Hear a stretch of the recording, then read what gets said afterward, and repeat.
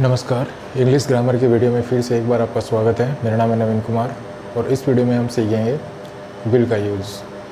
तो इससे पहले वाले वीडियो में हमने शैल और विल के बारे में पढ़ना शुरू किया था और शैल के बारे में हम पढ़ चुके थे कि शैल का प्रयोग हम इंग्लिश ग्रामर में किस प्रकार से करते हैं। इस वीडियो में हम सीखेंगे कि हम विल का यूज़ कैसे करते हैं। तो चलिए शुरू करते हैं। तो सबसे पहले मैं बोर्ड पे कुछ एग्जांपल्स लिखता हूँ। जैसे फर्स्ट एग्जांपल है will you pass me the salt. Second example है will you show me the way to the station.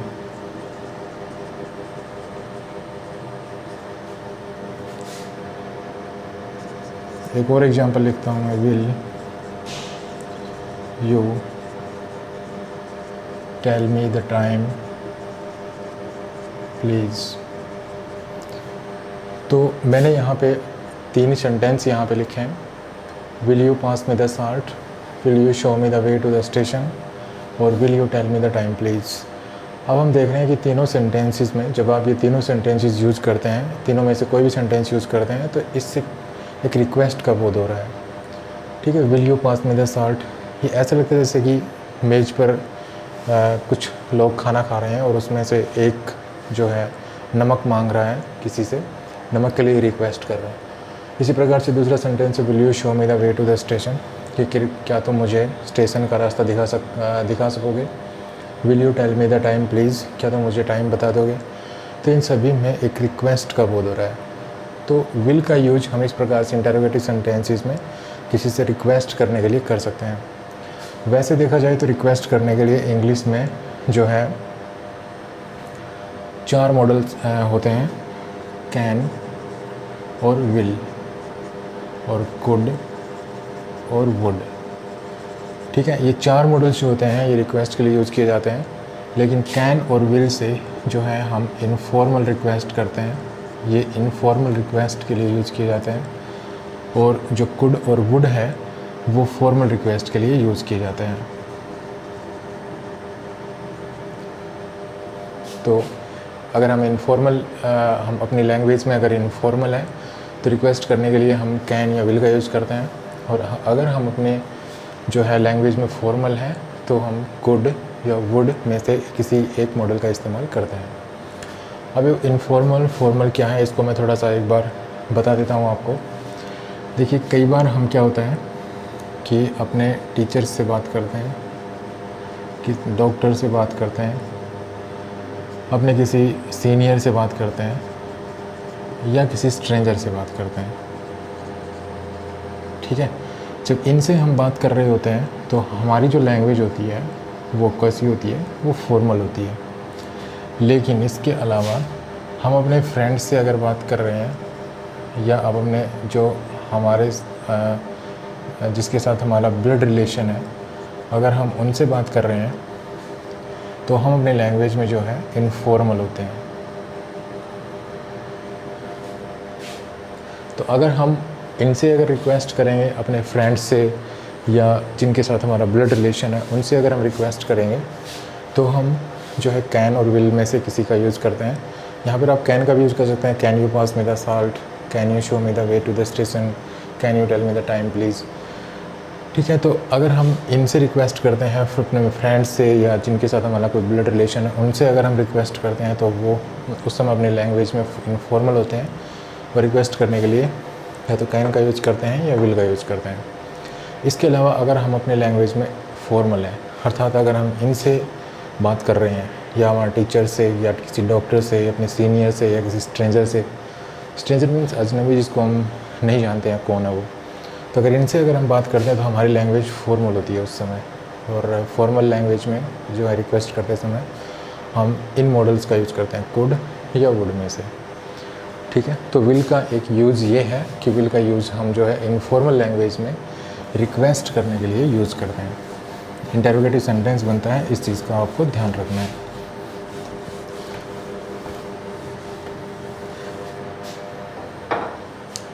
इसके अलावा पिछले वीडियो में हमने सीखा था कि अगर हम आई और वी के साथ शैल का यूज करते हैं तो सिंपल फ्यूचर होता है, और आई और वी को छोड़ के अर्थात ही, सी, इट, दे, यू और कोई नेम, ठीक है, जैसे कोई भी है, राम, श्याम, सोहन, मोहन, गीता, जो भी है, इनके साथ अगर विल का यूज करते हैं तो सिंपल फ्यूचर होता है ये, ठीक है। उस सेंटेंस में जो फ्यूचर होता है वो सिंपल फ्यूचर होता है, नॉर्मल फ्यूचर होता है। और इसका मतलब ये होता है कि जिस एक्शन के बारे में उस सेंटेंस में बताया गया है वो एक्शन होगा कि नहीं होगा, इसके बारे में 50-50% चांसेस हैं। हो सकता है वो ना भी हो सकता है वो हो भी जाए। जैसे मैंने एक एग्जांपल लिखा है यहाँ पे, they will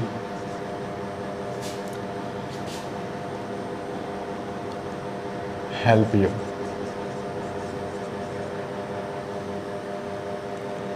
they will help you, ठीक है, ये सेंटेंस मैंने लिखा है यहाँ पे।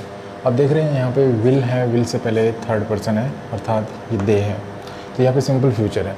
और सिंपल फ्यूचर है तो यहाँ पे इस सेंटेंस में जिस एक्शन के बारे में बताया जा रहा है वो एक्शन होगा कि नहीं होगा इसके बारे में श्योरिटी नहीं है, अर्थात ये 50% चांस है इस एक्शन के होने के, अर्थात दे विल हेल्प यू, ये तुम्हारी मदद करेंगे। तो यहाँ पे इसका मतलब है कि वे तुम्हारी मदद करेंगे, तो ज़रूरी नहीं है कि वो मदद करेंगे करेंगे, हो सकता है वो मदद ना भी करें, ठीक है। तो इन चीज़ों का थोड़ा सा ध्यान रखना है विल का यूज़ करते समय, तो इस चीज़ को भी, इस पॉइंट को भी आपको ध्यान रखना है।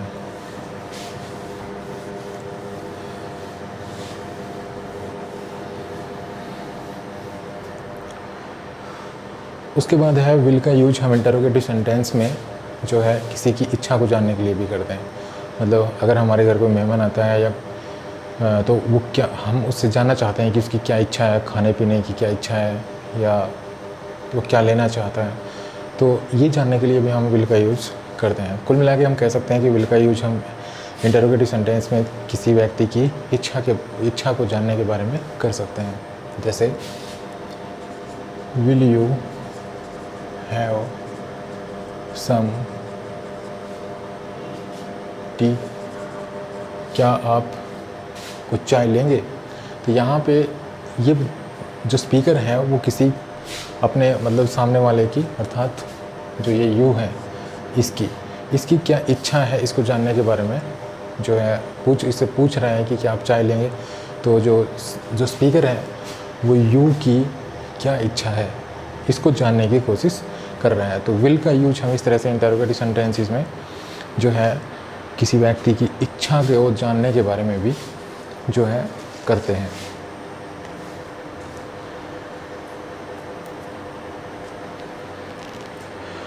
उसके बाद है विल का यूज हम किसी की जो है हैबिट के बारे में बताने के लिए भी कर सकते हैं, ठीक है। हैबिट, हम किसी की हैबिट के बारे में जानने के लिए भी जो है विल का यूज करते हैं। जैसे a dog's tail will never become straight.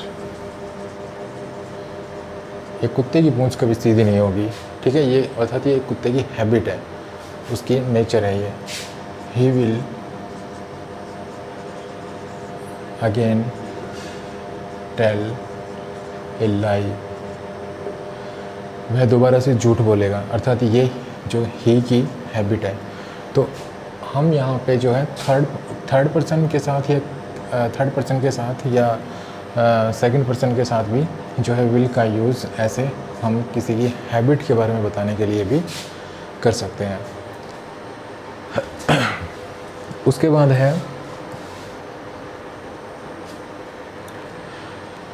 है क्या सर्टेनिटी, किसी भी यह बताने के लिए कि कोई चीज़ सर्टेनली होगी तो हम जो है विल का यूज़ करते हैं। कैसे करते हैं मैं आपको एक एग्जांपल के द्वारा समझाता हूँ। जैसे मैंने बोर्ड पे सेंटेंस लिखा, I will write a letter to my friend in the evening, ठीक है। तो ये सेंटेंस लिखा, तो यहाँ पे हम देख रहे हैं कि जो विल है उससे पहले फर्स्ट पर्सन है, तो सर्टेनिटी बताने के लिए कि मैं कोई काम सर्टेनली करूँगा, तो किसी भी काम के बारे में बताने के लिए जो मैं सर्टेनली मेरी करने की मंशा है, मैं सर्टेनली अर्थात निश्चित रूप से कोई काम करने जा रहा हूँ फ्यूचर में, तो उस कार्य के बारे में बताने के लिए भी हम जो फर्स्ट पर्सन के साथ विल का यूज़ करते हैं। जैसे मैंने सेंटेंस लिखा, I will write a letter to my friend in the evening, कि मैं शाम को अपने मित्र को एक पत्र लिखूँगा। अर्थात इसका मतलब ये है कि मैं सर्टेनली उसको एक पत्र लिखूँगा। ठीक है, ऐसा नहीं होगा कि मैं पत्र मतलब इस काम में थोड़ी बहुत भी मैं जो है मतलब थोड़ा बहुत भी इस काम में मतलब नेगेटिव सेंस नहीं है, ऐसा नहीं है कि ये काम नहीं होगा। यहाँ पर मैं बताना चाहता हूँ कि सर्टेनली अर्थात निश्चित रूप से मैं यह काम करूँगा। अगर मैं यहाँ पे शैल लिख दूँ, अगर मैं यहाँ पे शैल लिख दूँ और मैं ये कहूँ I shall write a letter, I shall write a letter to my friend in the evening, तो यहाँ पे हम देख रहे हैं कि शैल है। देखिए शैल से पहले फर्स्ट पर्सन है, और मैंने आपको पिछले वीडियो में भी बताया था कि आई और वी के साथ जब शैल का यूज होता है तो ये नॉर्मल फ्यूचर बन जाता है। ठीक है, उस समय ये नॉर्मल फ्यूचर बन जाता है, और इसका मतलब ये होता है कि जो जिस एक्शन के बारे में बताने जा रहे हैं वो होगा कि नहीं होगा इसके बारे में कुछ भरोसा नहीं है।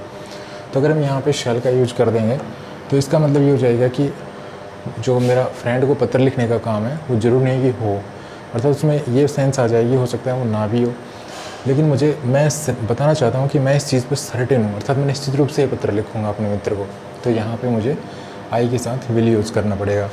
तो जब भी आप कोई किसी ऐसे एक्शन के बारे में बताना चाहते हैं जो आप सर्टेनली फ्यूचर में करने जा रहे हैं, तो हम आई के साथ विल का यूज़ करते हैं।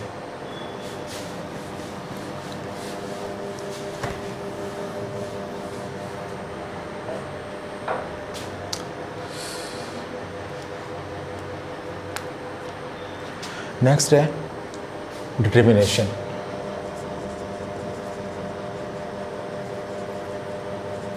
नेक्स्ट है डिटर्मिनेशन। डिटर्मिनेशन का मतलब होता है दृढ़ निश्चय। ठीक है, दृढ़ निश्चय का मतलब है कि मैं किसी काम को करने के लिए अड़िग हूँ, दृढ़ निश्चय हूँ। तो दृढ़ निश्चय अगर आप अपना दृढ़ निश्चय, अगर आप ये बताना चाहते हैं कि आपने कोई काम करने का दृढ़ निश्चय कर रखा है, आप किसी काम को करने के लिए डिटरमाइंड हैं, तो हम उसके वहाँ पर भी जो है फर्स्ट पर्सन के साथ विल का यूज़ करते हैं। जैसे I will get first division this year. ठीक है, we will cross the river by noon. अब यहाँ पे फर्स्ट पर्सन है दोनों जगह और विल का यूज है। ठीक है, विल का यूज़ किया गया है। तो यहाँ पे फर्स्ट सेंटेंस में क्या कह रहा है कि आई will get first division this year, कि मैं इस साल फर्स्ट डिवीज़न प्राप्त करूँगा। तो इसका मतलब है कि जो आई है, जो स्पीकर है, ये इस चीज़ पर डिटरमाइंड है, इसने जो है दृढ़ निश्चय कर रखा है कि इस साल वो फर्स्ट डिवीज़न प्राप्त करेगा। इसी प्रकार से ये है we will cross the river by noon, कि हम दोपहर तक जो है नदी को पार कर लेंगे, अर्थात हमने दोपहर तक नदी को पार करने का जो है दृढ़ निश्चय कर रखा है। हम पक्का हम जो है दोपहर तक नदी को पार कर लेंगे। तो कोई भी डिटर्मिनेशन, अगर आप अपना डिटर्मिनेशन बताना चाहते हैं कि आपने कोई काम करने का जो है दृढ़ निश्चय कर रखा है, तो वहाँ पे भी हम फर्स्ट पर्सन के साथ जो है विल का यूज करते हैं।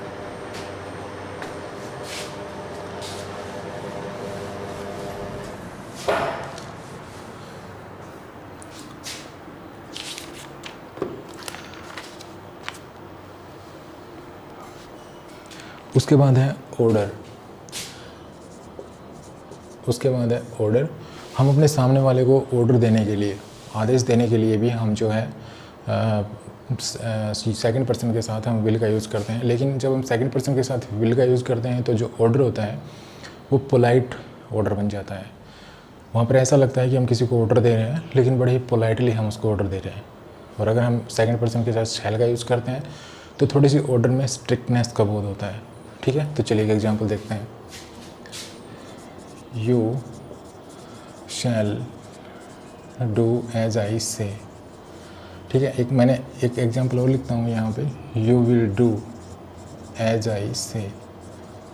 ठीक है, दोनों ही एग्जांपल्स में ऑर्डर का बोध हो रहा है कि जैसे कि स्पीकर जो है वो इस यू को ऑर्डर दे रहा है। ठीक है। लेकिन फर्स्ट एग्जांपल में जो है शैल का यूज़ है, दूसरे में विल का यूज़ है।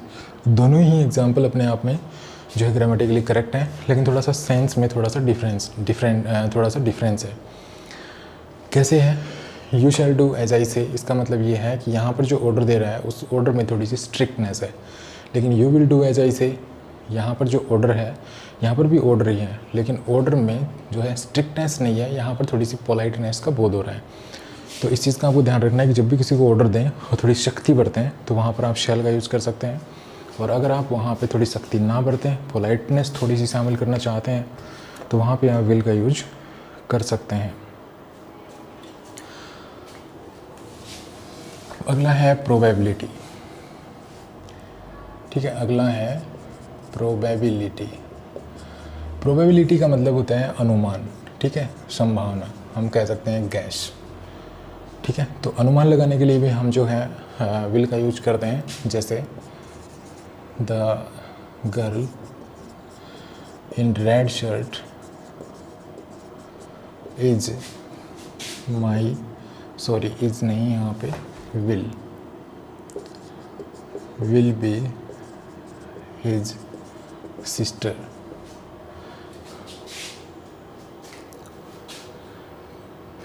ठीक है, अब ये एग्जांपल है, यहाँ पे विल का यूज़ किया गया है। तो यहाँ पे एक संभावना का बोध हो रहा है कि the girl in red shirt, कि रेड शर्ट में जो लड़की है वो उसकी बहन होगी। अर्थात जो स्पीकर है वो अनुमान लगा रहा है कि जो रेड शर्ट में जो लड़की है वो उसकी बहन होगी। ठीक है, तो ये जो है स्पीकर है वो अनुमान लगा रहा है, गैस कर रहा है कि जो रेड शर्ट में लड़की है वो मतलब किसी की बहन है, इस बारे में वो थोड़ा गैस कर रहा है। तो अनुमान लगाने के लिए, प्रोबेबिलिटी के लिए भी हम जो है इस तरह से विल का यूज कर सकते हैं। उसके बाद एक कंडीशनल सेंटेंसेस। कंडीशनल सेंटेंसेस, अब कंडीशनल सेंटेंसेस में हम जो है किस प्रकार से हम जो है इसका यूज करते हैं विल का। तो देखिए, if you work hard you will pass. If you don't run, you will miss the train। ठीक है, ये दो एग्जाम्पल मैंने लिखे। अब पहली बात तो ये कंडीशनल है, तो कैसे कंडीशनल है? देखिए, कंडीशनल सेंटेंस जो होता है वो एक कॉम्प्लेक्स सेंटेंस होता है। इसमें दो क्लॉजेज होती हैं, एक सबऑर्डिनेट क्लॉज, एक प्रिंसिपल क्लॉज। जो इफ़ से शुरू होती है जो क्लॉज वो सबऑर्डिनेट क्लॉज होती है और उसमें एक कंडीशन होती है, और दूसरी क्लॉज जो होती है वो प्रिंसिपल क्लॉज होती है, उसमें रिजल्ट होता है। तो इफ़ यू वर्क हार्ड ये कंडीशन है, ये इफ़ क्लॉज है, इफ़ से शुरू हो रही है ये क्लॉज, तो ये इफ़ क्लॉज है और इसमें कंडीशन है इफ़ यू वर्क हार्ड, अगर तुम मेहनत करोगे, ये कंडीशन है। अगर ये कंडीशन पूरी होगी तो यहाँ पे ये बताया जा रहा है कि ये रिजल्ट है निकलेगा, तो ये रिजल्ट है, इसलिए इसको हम कंडीशनल सेंटेंस कहते हैं। ठीक है, तो कंडीशनल सेंटेंसेस में भी हम विल का यूज़ करते हैं। और विल का यूज़ कब करते हैं? जब जो सबऑर्डिनेट क्लॉज है उसमें फर्स्ट फॉर्म हो। ठीक है, इसी प्रकार से ये है, इफ़ यू डोंट रन, अगर तुम नहीं दौड़ोगे तो you will miss the train, तो तुम्हारी ट्रेन जो है वो तुम मिस कर दोगे।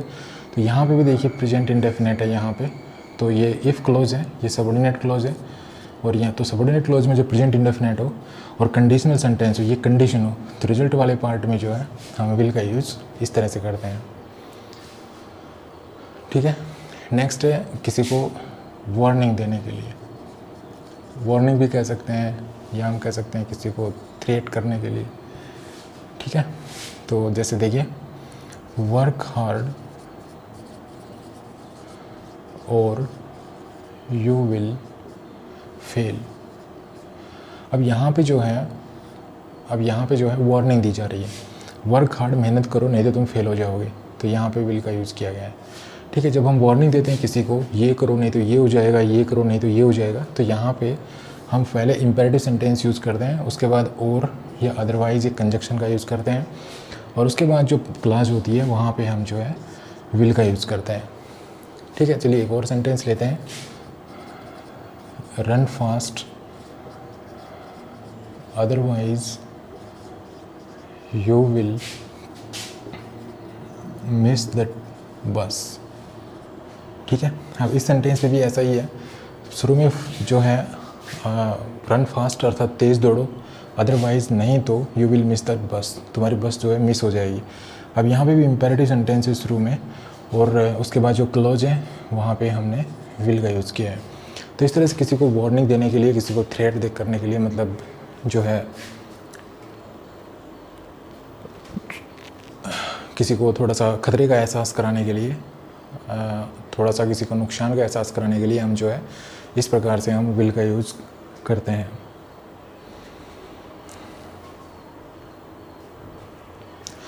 उसके बाद किसी को प्रॉमिस करने के लिए फर्स्ट पर्सन के साथ हम विल का यूज़ कर सकते हैं। जैसे मान लीजिए किसी ने आपकी मदद की और आप उसे प्रॉमिस कर रहे हैं कि भाई आपने जो मदद की मैं उसको कभी नहीं भूलूंगा, ये मेरा वायदा है। तो आप ये कहेंगे I will never forget the help you give me. ठीक है, तो इस तरह से आप कह सकते हैं।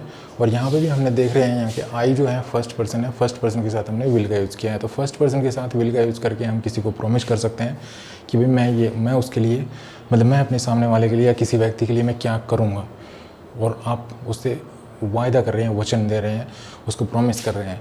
तो प्रॉमिस करते समय भी हम फर्स्ट पर्सन के साथ जो है विल का यूज इस तरह से करते हैं।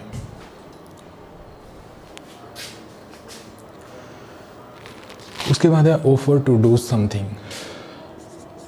ऑफर टू डू समथिंग, ठीक है, या हम कह सकते हैं कि विलिंगनेस,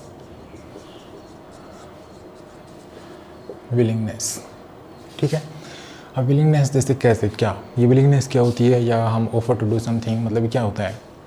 अब मान लीजिए आपके जो है आपकी मदर है वो बाहर से आई और मदर आपकी कह रही है कि भाई मैं बहुत थक चुकी हूँ, और तो आपकी मदर कहती है आपसे कि आई एम वेरी टायर्ड, ठीक है। उसके बाद आप जो है आप कह रहे हैं, यू कह रहे हैं, मतलब आप कह रहे हैं कि कोई नहीं, मैं आपके लिए चाय बना दूँगी, ठीक है। तो ये आपकी विलिंगनेस है, आपकी इच्छा है, आप कुछ उनके लिए कुछ करने के लिए कुछ तैयार हुए हैं। तो यहाँ पे आप कहेंगे आई विल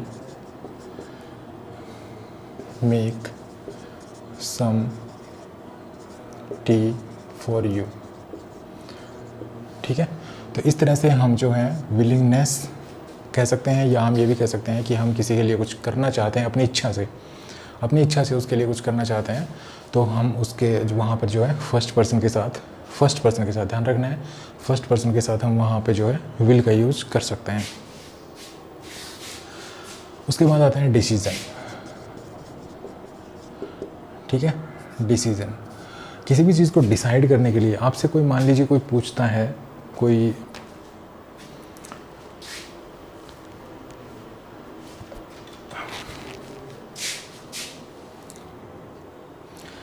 ऐसी बात पूछता है जिसका डिसीज़न आपको लेना है, तो वहाँ पे भी हम विल का यूज़ कर सकते हैं।